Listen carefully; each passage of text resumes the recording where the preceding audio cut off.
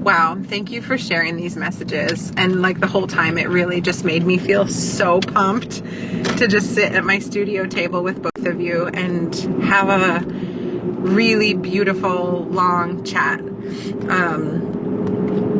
And you were one of the people that as we made this, I was like, Ashley O'Brien is going to find such a home in this. Also, like, Ashley O'Brien should talk to Becky. I know that should happen, so I just kept dangling it in front of you. And then when the time was right, you found her. Isn't it beautiful? Isn't it just so beautiful? Yeah, it's wonderful. I love you both so much. This is a really special note to receive, and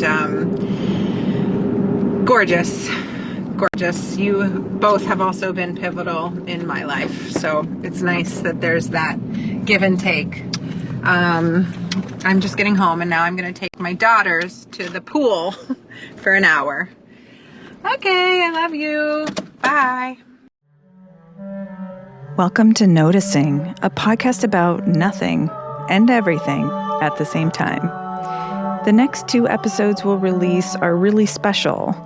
We invited our friend Ashley O'Brien, who is the creative genius behind our branding, to join us for a live conversation in Christina's small cathedral of a studio. We spoke over 2 hours and meandered through a vast expanse of topics. How we each discern cultural conditioning from authentic expression, how routine togetherness can cause scenius, and how Ashley's last couple of years have helped her learn to trust herself and to listen to that small voice, even if it asks her to bury herself in the garden. This very special conversation will continue with a part 2 that will be released on November 28th. I hope you enjoy. We could just start. I did like dog ear a poem that I read recently, and I was like, maybe we could start with that if that's helpful. That sounds good. Sometimes starting is the Actually, could we start? Trick. Do you mind if you can join me or not? Yes. But I just want to ground actually. myself for 1 second. Yes, let's do that. I just want to feel my butt on the seat. Mm-hmm. Take in some deep breaths.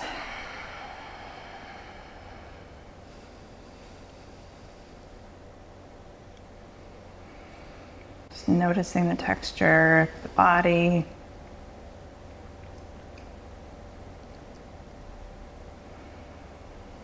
Just allow this to establish your place in space and time right now.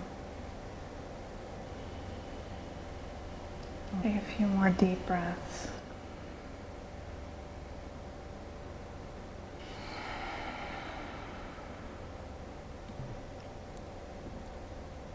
I needed that. Mm-hmm. We should do that together every time. Why don't we do that together? Because we both do it. We're doing it on our own. Yeah. Wow. But I was like, I'm not going to have time to do my grounding. Yeah. Which is kind of, it's a new thing for me because like I wouldn't have thought about my needs and expressed my needs when I'm around other people. So, yay me. Good for you. Thanks. But that is how I have interacted with you. Every interaction I've had, we would go through a grounding exercise first. So that felt very familiar. Did it? Yes. Oh. I mean, there I definitely needed it. Yeah. And there I was kind of the guide. So yeah, exactly. It made sense that I would, in that context, it's like clearly I'm here to guide. But in like social context, it's very different for me to say, I need this. Do you mind if I, and no one gives a shit. No one cares. But it's like my own shit that would get in the way of like, what do I need right now? I need to just shake it off. Mm-hmm. And it's also like so beautiful to notice that, to know like, oh, I need to shake. Oh, I need to ground myself, and then to express it. So, to do it. Yeah. But I'm interested in your poem. I'll read it. Great. Well, it's Mary Oliver. This book has been dog-eared so many times, and I read it. One of the twins is really interested in poetry, and she goes and pretends to write her own poems because she can't write words completely yet, but she'll go and write things and then read them to me later, and they're always like, she wrote one this weekend that was like, she said, the wind the wind grows like the trees. That's what her poem was. And I said, really, do you want to tell me more about it? And she said, yeah, like the wind goes up like the trees grow. And that was it. So great. Anyway, so we started, much to my delight, we end every night when I take the twins to bed, we end by, I offer them a poem if they want, or a story or a book, and we've chosen a poem. And we're like, this is Mary Oliver's Devotions, which is my personal Bible, and it's probably like, we're like 2/3 through. So Goldenrod has been speaking to me a lot lately, and this poem is called Goldenrod. On roadsides, in fall fields, in rumpy bunches, saffron and orange and pale gold, in little towers, soft as mash, sneeze bringers and seed bearers, full of bees and yellow beads and perfect flowerlets and orange butterflies. I don't suppose much notice comes of it except for honey and how it heartens the heart with its blank blaze. I don't suppose anything loves it except, perhaps, the rocky voids filled by its dumb dazzle. For myself, I was just passing by when the wind flared and the blossoms rustled and the glittering pandemonium leaned on me. I was just minding my own business when I found myself on their straw hillsides, citron and butter-colored, and was happy, and why not? Are not the difficult labors of our lives full of dark hours? And what has consciousness come to anyway so far that is better than these light-filled bodies? All day, on their airy backbones, they toss in the wind. They bend as though it was natural and godly to bend. They rise in a stiff sweetness, in the pure peace of giving one's gold away. Isn't it great? Don't your parents call this, don't they call them like Ragweed. Yeah. Ragweed? Most people think goldenrod is just like no big deal. Just a ragweed. A weed that kicks up seasonal allergies. Which it does. It does. Does it? I also find it so beautiful. Yeah. But in my history, I do remember it being don't go near the ragweed. Yeah. So interesting how our histories shape how we view the world. Yeah. I know. I just thought, I mean, Mary Oliver is the queen of noticing, in my opinion. And she's just like walking by, and she said the pandemonium just leaned on her. And then all of a sudden it's like, wow, there's this thing that I've never actually given my attention to in this way. Giving one's gold away. That was the other one that felt really, really wonderful on the heels of our last conversation, which was talking about manifestation and generosity being held in the same hand. To think of Goldenrod doing that, and then thinking of you doing that, or me, or Ashley. It's nice. And it's the season of Goldenrod now here in Maine. Right now it is? The only thing I knew about goldenrod was from breeding sweetgrass around like the goldenrod In the purple? aster. Yeah. Like going together, and how the bees can see it because of how they come together. Such a transformative book. Sometimes I'll open that book to a page and just read what it has to say, like an offering, like an oracle deck. Yes. Breeding sweetgrass is an oracle deck. I agree with that. Yeah. Yeah. I think because I think in one of your earlier conversations, you also talked about the birds not caring about, what the expectations were on them. But maybe I'm misplacing that conversation, and it's a breeding sweetgrass conversation, but just that the world and nature goes on without being self-conscious, and that oftentimes we're so locked in on our self-consciousness or cultural expectations or whatever, and we could just go forward and give our gold or, do our life without being burdened by the things that so many humans are often burdened by. We're crazy creatures. We are crazy creatures. I'm still obsessed with Sarah Mari Walker. My obsession has not died out. Never. And so everything I think and process is through the lens of assembly theory. And so I'm just now thinking of us as, she would say I used to say we're the young species. She would actually say we're the oldest because we have such a lineage of time. And it's just so fascinating to all these things that had to line up to create these brains, to create this society. And yeah, we use it to be so insecure we can't say, I need to dance, or I need to, what is that? Mm-hmm. And nature shows us the way. Just give your gold away. Yeah. Mm-hmm. Just be what you are. Yeah. Right. Yeah. Which is so hard for some people. Yeah, it's hard. So hard. Guys. Yeah, I don't find it as hard. Oh, man. I know. I mean, it's even to figure out, who are you? The goldenrod knows what it is. There's no question. Yeah. Yeah. It's not thinking about it. I read somewhere recently or heard somewhere recently that this happens, something happens when you're around 40 years old. Something also, awakenings or realizing that there's so much more to every day than you've been living up until 38 or 40. It's certainly been my experience. I feel like it's been your experience too. Yes. I'm interested if you're comfortable talking about it. Ashley and I shared a studio. We shared a studio 2 years ago for 2 years, right? Mm-hmm. And that was a time of 4 years ago for 2 years. 4 years ago for 2 years. Yes. Right, that's true. So we started 4 years ago. Mm-hmm. And we got to know each other daily, kind of straight out the gate with that. And you were someone who walked straight up to me and told me exactly who I was in no fewer words.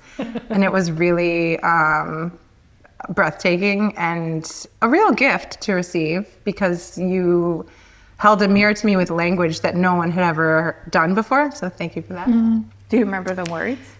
Wholehearted. Yeah, wholehearted was a big one. Right. It was Brene Brown. She had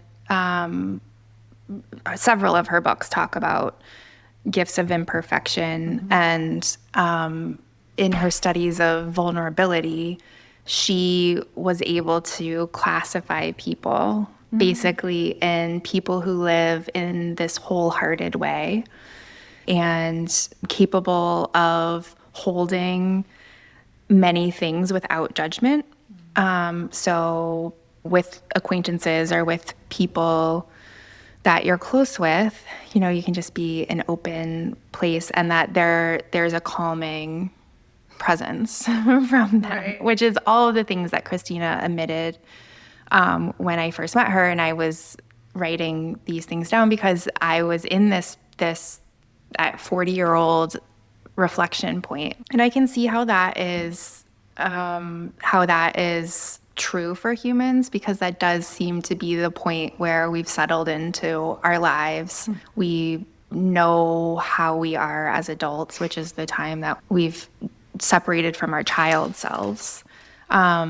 So that makes sense, and that's where I was at 35, meeting you, and taking a very huge leap and risk in even just saying yes to a studio space, because I had a whole life that didn't accommodate time for a studio space. So it was a tiptoe into what would be I think a transformation and an awakening over the next 5 years, which I'm still living in, but now have embodied it a little more fully. You were at that point where on the Brene Brown list, you were like, oh God, one of my core values is beauty. That's horrible.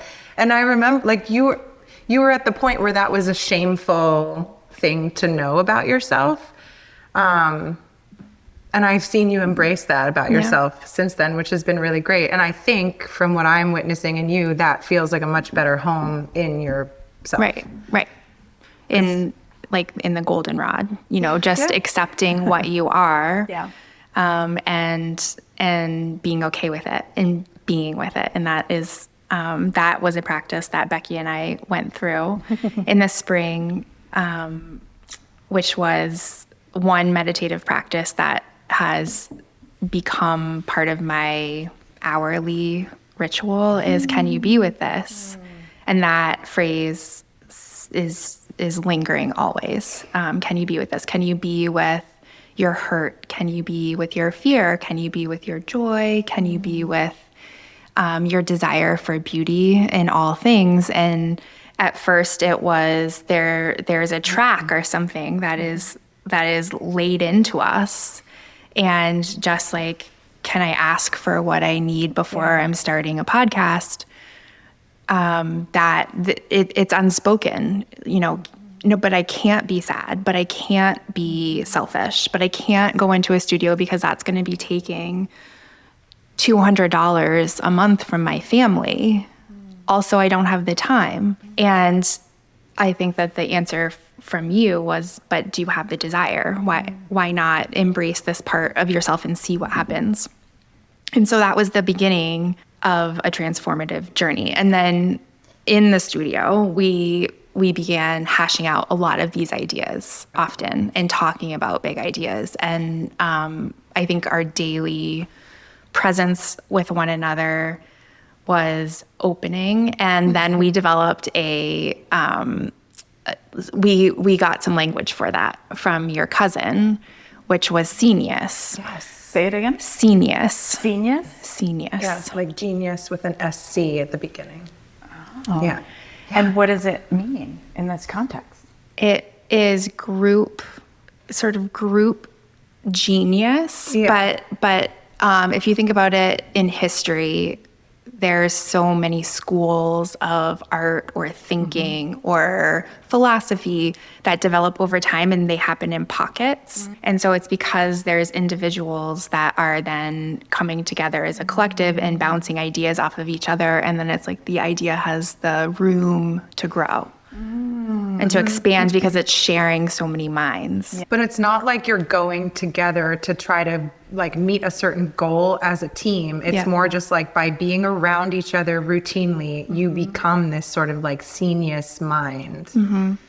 We should find the person. We'll put it in the show notes. Whoever came up with that term, because it wasn't my cousin Pat. He just shared it with me. Yeah. But you're right. I have forgotten that. Yeah. It is occurring to me more and more how important community is. And I have tried to do so many things because I'm an introvert and tried to do so many things as an individual, and I am feeling the limit of that. And now you're inspiring me to find. I think you already have. I think in this in this podcast, you guys are growing this conversation. That's and you're bringing other people into the conversation with you, and they have the opportunity to respond to what you're talking about and join in the conversation. So you are creating your own scenius. Thank you for saying that. And it is true. I grow so much just by having the conversation, revisiting the conversation that I learned from you of this, and I think that's what happens when you bring people together is there is this kind of you say things over and over again. You say it in a different way than I said it. You'll say it. And it's it's through the language and the communication and the processing and the filtering, you come to something totally new. But that's the great thing about just putting your attention towards something, because I don't think we have really any expectation of what this becomes other than just the generative conversations that we have in the moment. And that's what I think I've learned in my time existing. It's don't try to go to the end goal just to get to that goal. So much that happens between the point of the beginning and the end, where you have all these different avenues of places that you could potentially follow. And so for you and I starting this thing, it was just kind of want to do this? Yeah. Yeah. And we want to do a good job. So we, we have microphones now, and Becky's learned a lot of the ins and outs of putting these together. Shout out to Becky. But it's really empowering. And you call them magic spells, like that when we have these conversations, all of a sudden after these conversations, things become real because we're putting our energy towards these things. It's really You're carving amazing. out the time. You're prioritizing it. Yeah. And I think that that's something in my relationship with you that I see you do very well, is to prioritize time for the pieces that you want to grow in your life. Yeah. Yeah. I am good at that. I've always been good at that. I'm not sure why, but that is true. And that feels countercultural. Yeah. Because it's prioritizing things that aren't really on the normal priority list. Right. Because there's no obvious, like, what are you producing from that? We're so programmed that, like, everything that you do, so it's like time is money, time does have a physical property to it, but it's like, what does you said this, redefining what productivity looks like. So shifting what value, what is valuable. Yeah. And I believe once you devote your resource of time toward the things that matter to you, the rest of it sort of figures itself out in a way that's really beautiful. So I think it's a lot, I like to trust that it works out, and it usually does. Yeah. But it's because I really believe it will.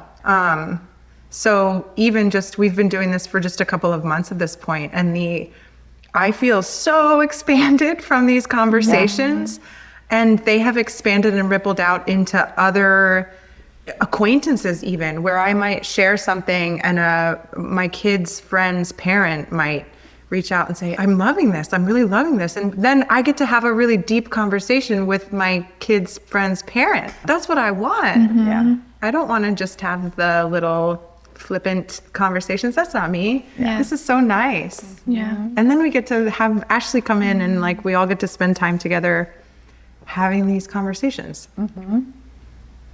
Yeah. And they deepen every day in a way that isn't really happening or hasn't happened quite as often in my life anyway. And what was coming up as you were speaking was like this trust, like trusting. I think trust doesn't come as easily to everyone, especially like if you grow up, like we're just so formed when we're little babies. And if there's not a sense of safety there, it is hard to trust later, but it's like you show it. That's why it's so beautiful. Like whatever the universe assembled itself in you with this lineage so that you could feel trust and safety so easily, so you can show it. No, really, you can. It's okay. Yeah. Because you have to see something before you can believe it's possible. Yeah. I mean, I remember even in high school, my dad saying, what did he say? He said something like, sometimes I'll have an idea and I'll just throw it up into the universe. And he's a very God-believing man. He would use that language now, but throw it up into the universe, and then usually it comes back to find me. So I was guided by that. Yeah. And when I experiment with that in my own life, I see that that's true. Yeah. But it's like, it takes a little bit of trust to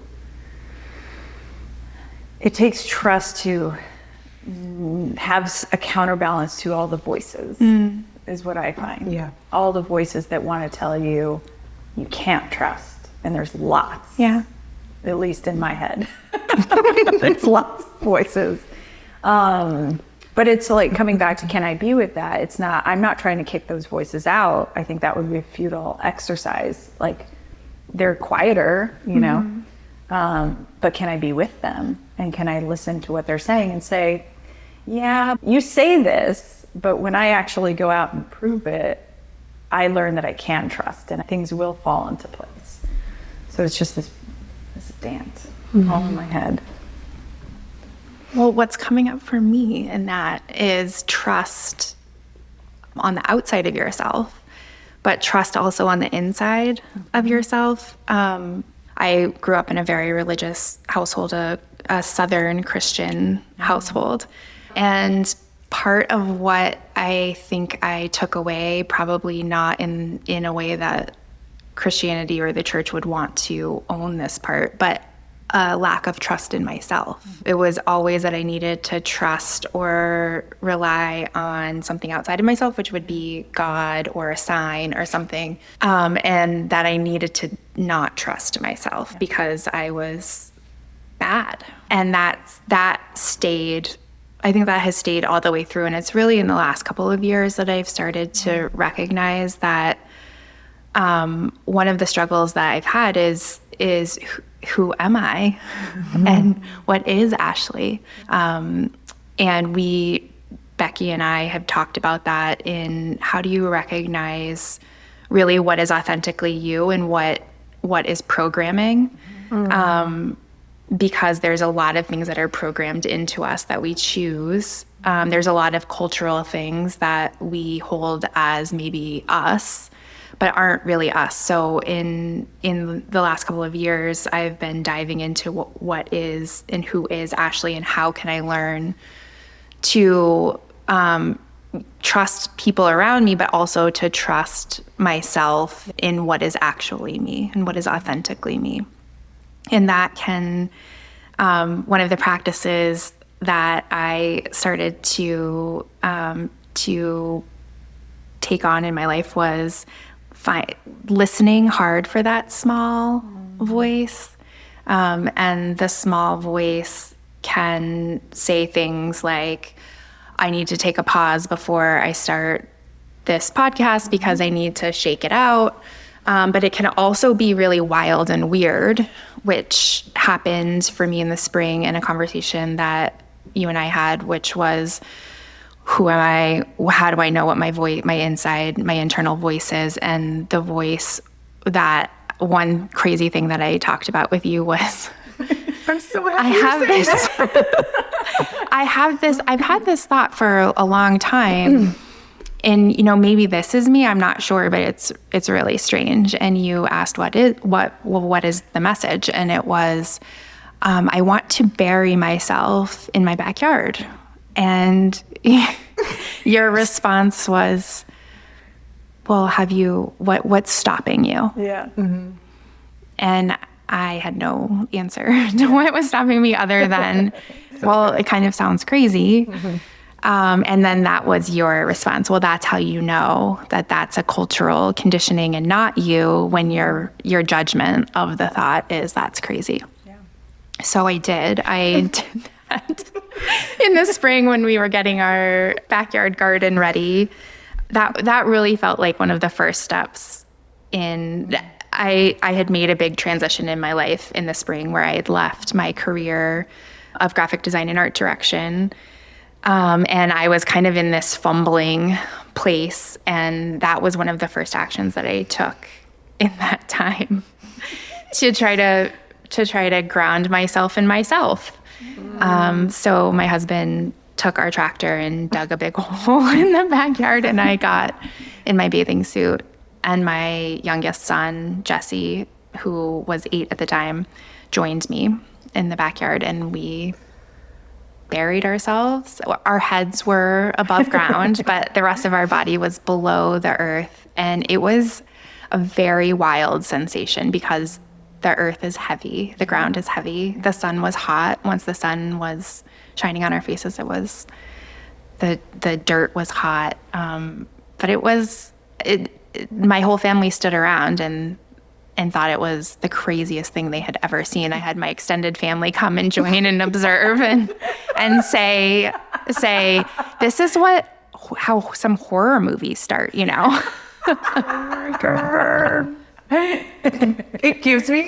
Hearing you tell this whole story like in person, because I think I've heard it from you on the phone, but it just like makes my whole body come alive. It's incredible. Going from I think beauty is a core value of mine, to in the same hand being I'm gonna try to take $200 and put it towards me every month and my loves and passions and ideas, to then planting yourself in the ground with your kid. that is a spectrum that most people do not cross. And I feel like what an incredible opening for you to then just like dig into what it means to not be gainfully employed, or you are somebody, you're like the single person in my community that is doing the thing that many people want to do. And that is one of the things that I was really hoping you would talk about today because it's tender. So I didn't know if you'd want to, because I recognize like new things can feel really raw and scary to say, but I would also say that I think talking about it is really important because then you're making it real. Yeah. And giving permission to others. Oh my gosh. Yeah. Well, that in leaving a job, which I think that's the thing that you're referring to, many people in your life want to do, not the burying themselves in their backyard. Well, I thought not the burying, but like the doing the crazy quote unquote crazy thing, like to do it. I'm also so impressed that you didn't just do it. You invited people to witness you. Like that is powerful. Yeah. That's cool. I didn't know that part before, but the whole time you were telling it, I was like, my body was just like we're vibrating. Both like, it's so cool. Yeah. And for examples, so I haven't had many people in my life also leave their career. That isn't something that I hear unless somebody has left for a health reason or for having a child or caretaking in some aspect. And there, like, that plays into this part too, because I have 3 children and I had very short maternity leaves with each one, but have worked all the way through in full-time work. And now that they're becoming teenagers, I actually feel a different need and desire to be with them in this time. And I think what I observed from many of the people in my life was that there was a need and a desire to be with their children when they were born and in those first few years. And if I'm being totally honest, I was really glad to have some time away when they were little and have a purpose and a job and a cup of coffee and some silence in those early years. But I also didn't choose to leave my job just because of my kiddos. It was that I had hit a point of knowing that I was doing something that I no longer wanted to do. And when we hit midlife, I think many of us have lots of responsibilities and have many assets that we need to pay for because there's bills that come in. And I think a lot of us feel that we have no choice. We have to keep our jobs. And I am fortunate to have my partner, my husband, who was willing to figure out his side of our financial picture to take a little bit more on so that I could take a break. And I had never heard of somebody doing that. I had a friend at a job that I had worked at a few years back who did do this. And at the time, I thought it was cuckoo bananas. And I was really worried about her. And I would often send her jobs. And she was very graceful and was never trying to explain herself. She didn't actually feel the need to explain herself. I think she was figuring things out for herself. And she made that choice to take a break and to kind of recalibrate herself so that she could find the place that she needed to be. And her example had been her partner, who did the same thing, who was in the restaurant industry, really needed to take a break from it and took 6 months to run and to hike and to be. And that also, at the time that I was hearing about all of this, sounded very crazy. But those 2 humans became mentors in this, in doing this. And it's not easy. It's not an easy choice. It It comes with consequences, financial, having to cut back on things, having to pick up different responsibilities in new ways, but also at 40,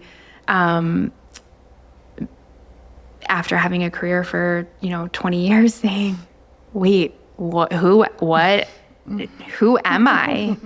This is who I've been. This is how people know me. This is how I pace my life. This is my life pace, is checking email all of the time, is going over the to-do list of what is upcoming, trying to figure out how I'm going to piece together the different things and who I need to talk to and what meetings I have.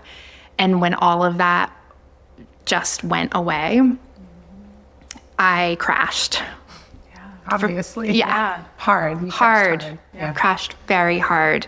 And my friend who did this told me she crashed very hard in the beginning. And I think that's because there's a lot of things that are unprocessed, that when we're able to stay busy, which that was one of the huge catalysts for this, was our cultural epidemic of busyness. I was so good at being busy, and I still struggle with being busy, because being busy has this twofold, it can be seen as such a good thing. You are working so hard. Of course, we'll let you have this time of court. Oh, you are so busy. So you keep going. We'll let you just keep going. You got a lot of grace, I guess. You're important. You're doing important things. But it was a distraction from myself and from some of the work that I needed to do on the inside. And I think it's easy to just keep in that busyness because it pays you. It is respected by our culture and our society, and it's what we're familiar with.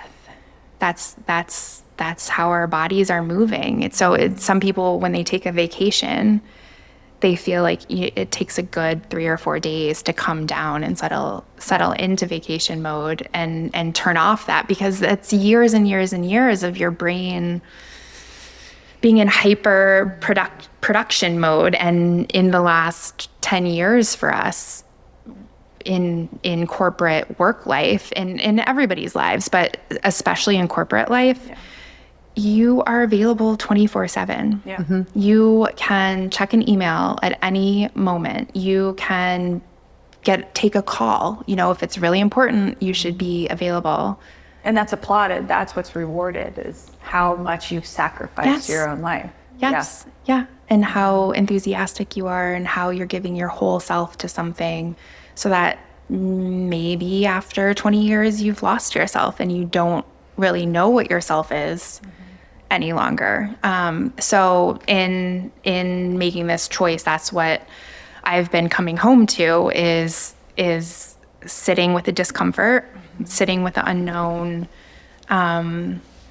trying to lean in and listen to the still small voices that are pushing me in different directions. And then also another thing that I had told myself when I decided to exit my career was that I wasn't going to allow myself to take on any freelance or any work in the first 3 months, because I knew that would be a slippery slope, and that I would just continue probably on the path that could ease us financially, could continue to keep me a little bit distracted from the work that I was really trying to set out to do. And that was a really helpful parameter for myself to set. They were so smart to set that up. Like, it's very intentional. Yeah. Yeah.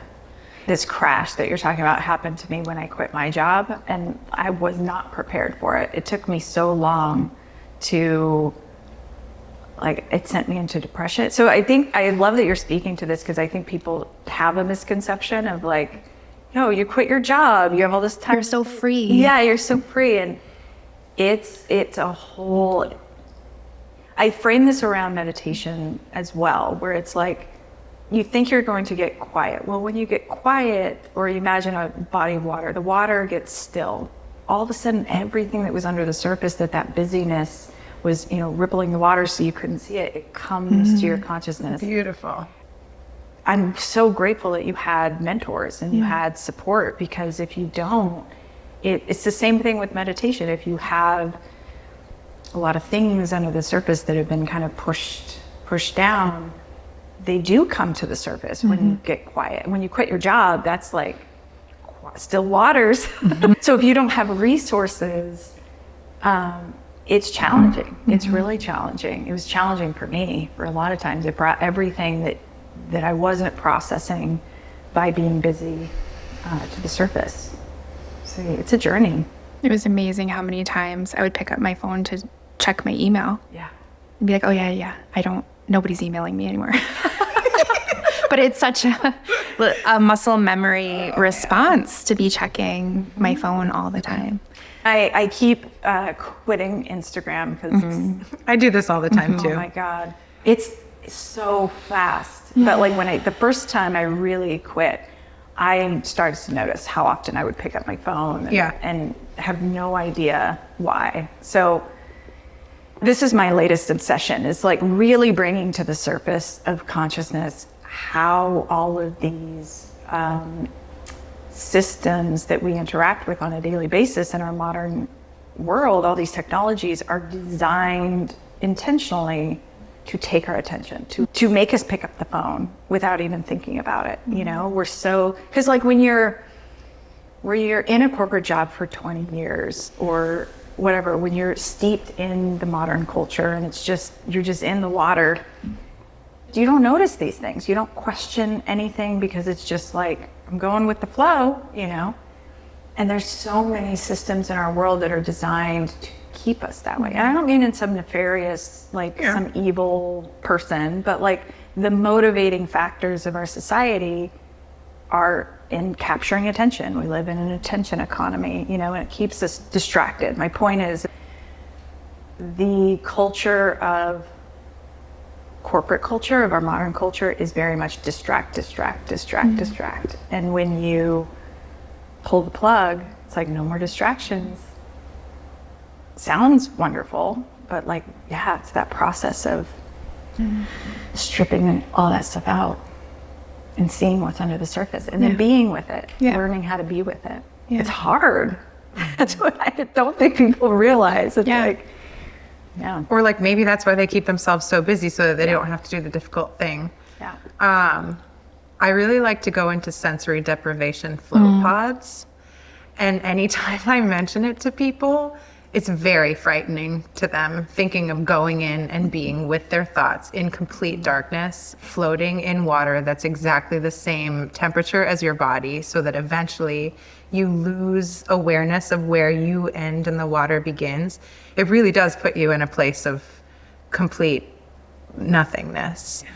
And there are a lot of people, most of the time, people will be like, no, couldn't do that. Definitely not. Hold on, I got to check my email. For sure. Because you go in there, and it's something that I like to build in, I don't know, probably every other month or so. And it's a beautiful thing because you go in and your brain is and eventually, because you're in there for about 90 minutes, and that can feel like an eternity, or it can feel so brief. And eventually the thoughts stop because they have to. There's no stimulating That's so interesting. I was thinking about this actually on the drive in because I passed a couple places actually. Funny. That are the sensory deprivation tanks. And I was thinking about you because you're the only person I know who's done this. But I was wondering if you were still doing it because I was wondering if cold plunging had replaced that for you. And in my cycle of thought, it was, well, yeah, she probably doesn't do this anymore because she's such a sensory person that she probably enjoys the sensory overload in cold plunging of visual beauty, the physical aspect of it. But that's so curious. Funny. Yeah, I do it, but I do it on At this point, cold plunging is a weekly practice. So that's like a daily emptying or every other day emptying, which does give me a lot of sensory feedback in actually being in nature. Like I'm not in a tub in my backyard. I'm in the ocean with you or other people, or you, both of you. We're going to do that after we record this podcast. And then, yeah, the sensory deprivation pods are like 4 times a year because it's a much deeper emptying. I'm honestly like, I even want to do a dark retreat. Have you heard of these things? I think I shared it with you. Yeah. Sorry, you're welcome. but that sounds like, sorry, you're welcome. It feels to me like the ultimate. And you go in for 3 days.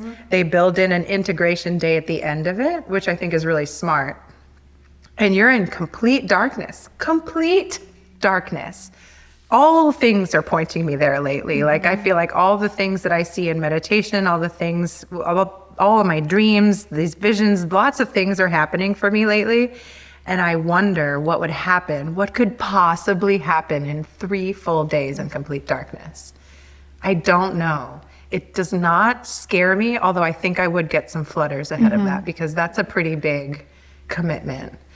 And I'm not going into it in some sort of like midlife crisis situation, which I think maybe many people might go just to be there and like actually really like sweat it all out, you know? That's my metaphor for getting rid of all of your inner things. But yeah, I don't know. I'm thinking about it. I like being with myself. So what's stopping you? Yeah, money right now. Because there's only one in the country. Yeah, there's one, and it's all the way across the. It's like in Oregon. Yeah, it's in Oregon. Yeah. Funny enough, it's exactly where like very, very close to where we got our dog, which felt like this divine like beam that came across. And I wouldn't normally go cross country to get a dingo, but we got him, and I dreamt about him too. It's funny. What's stopping me is the fact that I've given myself 3 months of slowness, which means that there is less actual income coming in for me, but it is a line item on my future budget planning. Yes. Yeah, I really think I would love to do it. Because at this point, I've finally accepted the fact that the cold plunging is an important thing for me and my thoughts and my life. Quarterly sensory deprivation pods, lots of silence. And I do like maybe 2 times a year, 5-day breaks by myself in solitude. Not an actual silent retreat, but it's just me in a place that's beautiful, being quiet intentionally. Those are things that I've now built into the year. And for the foreseeable future, I'll continue to do that because they are so rewarding. But, yeah. When did you start to incorporate those pieces into your life? Slowly over the last 3 years, probably. Building this studio took a lot of bravery out of me. And I think I also was at a point where you were, where I was really good at being busy, and I had just brought twins through toddlerhood, and that is a lot. And I think I finally just admitted to myself that I needed to be quiet more because it was incredibly rewarding. And it's hard for me to discern if it was because of being busy with work, because at that point I was working for myself, which you can choose how busy you are, and I didn't feel beholden to some boss, which helped. I think probably everything. Like everything had filled my to-do list for so long without breaks that I just finally realized, well, shoot, I have to build those in for myself. And the only person that gives me permission to do that is me, because I don't have a partner who challenges my requests. And so anytime I said, I think I need to do this, Andrew, he was like, great, you totally should. I'll figure it out. And then he realized, I think I want that too. And it's been so beautiful to watch each other take time to expand alone and then come back together whole. Yeah, that's been very, very important. So, and then the money part of it is always so frictiony because it costs money to go away for 5 days. It costs other things too to go away for 5 days. And to just claim that as something that's important to you when not many other people are really doing that is scary. And at the same time, the more I do it, the more friends are like, tell me what you did. Yeah. What is it? You're not going on like a girls' weekend. You're not going on a girls' trip. You're not going with your family. What? It's so unfamiliar, countercultural, to just like tend to yourself for yourself. I was talking with my brother-in-law recently who has a job related to government affairs, which is a very tricky time to have a job like that. And he's a spiritual man. And I had written this thing about solitude after I went and took this break, and my sister sent it to him and shared it to him, and he took it with him and read it on the beach because he has a practice of tending to his own solitude, but he also wants to provide for his family all the time. And like, you know, you have the role of provider, and he and I were talking, and he booked himself a little 3-day retreat, which is really, really scary for him.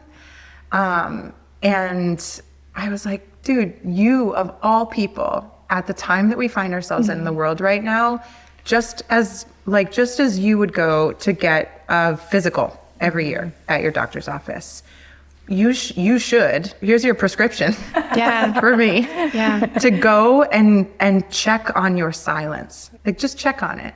Just check on it, get your silence checkup. And he was like, I'm sorry, can you repeat that, please? And I did. And so now I have a little reminder in my phone to just check on him, to check on his silence, which is nothing to add to my plate. Just a quick little ping. How's your silence doing today? I love it. It's scary to be quiet with yourself. It's scary to stop the train and discern where you are and actually admit if it doesn't align with what you're really wanting. So many people are here. Yeah, but just showing the way, showing something different helps to give permission and helps people to wrap their minds around what it could actually look like. I think our busyness keeps us from making plans to do those kinds of things for ourselves. We can plan the dentist, we can plan the doctor, we can plan the family vacation, but to plan for your silence, that's not something that anyone is doing, but it's so clarifying. It's so clarifying. And I think that there's micro dosing we can do of that, which is, you know, daily practices of journaling or cold plunging or taking a walk. But that is almost like another thing that's scheduled into our busy schedule. So it's in the way that it's hard to come down in a vacation. Like if this is your lifestyle of busyness and you're, okay, now I'm in my journaling moment. Okay, now that journaling moment's over, to really, really extend that time in a multiple day gift it makes a lot of sense. It makes a lot of sense for a lot of us who are struggling with who we are and how we're showing up in the world as it is today. And I think like I would just check in with my body after those micro doses that I started weaving in, like, okay, I can at least take 25 minutes to go cold plunge a couple times a week in the morning. And it's okay if I leave people screaming at home. And then I would realize like, whew, my body feels so much better right now. Yeah. And then the more that I microdosed that, the more that I would search for more of it. And just believe, like the feeling that I had in myself was the reason enough to continue looking for it.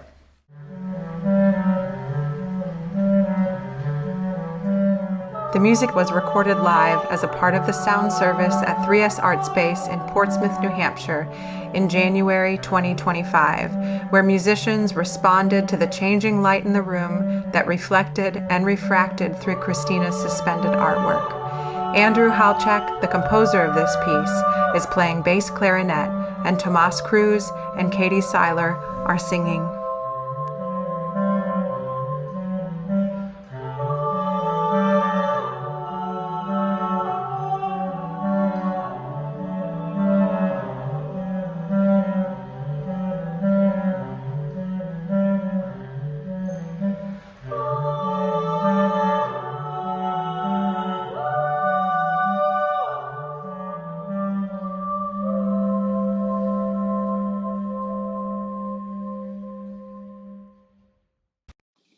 Hi, I'm on a jog. Sunday morning, golden autumn run, and listening to episode 5. And I had to pause halfway, first of all, to send you Jesse's school picture. And second of all, what you're talking about, you guys are talking about binaries of good and bad. Becky, right now you're going into talking about how you had to address your insecurity and come home to yourself before you could expand to the world.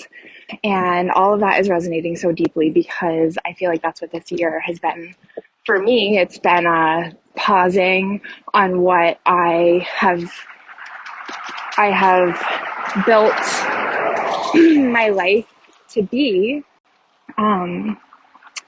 It is truly my favorite podcast to listen to because you just talk about everything that is bouncing around my mind and everything that I'm working on in this year specifically in a very concentrated way.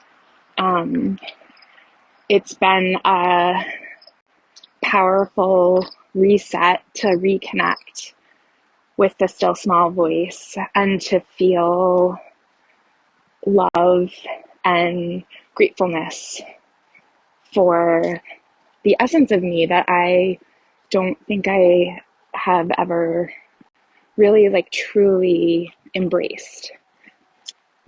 I think that there's moments, of course, that essence has always been here. It's not like I've been apart from it, but it's just this deeper, closer, more intimate knowing and recognition of it. And both of you have been pivotal characters in the development of this part of my story.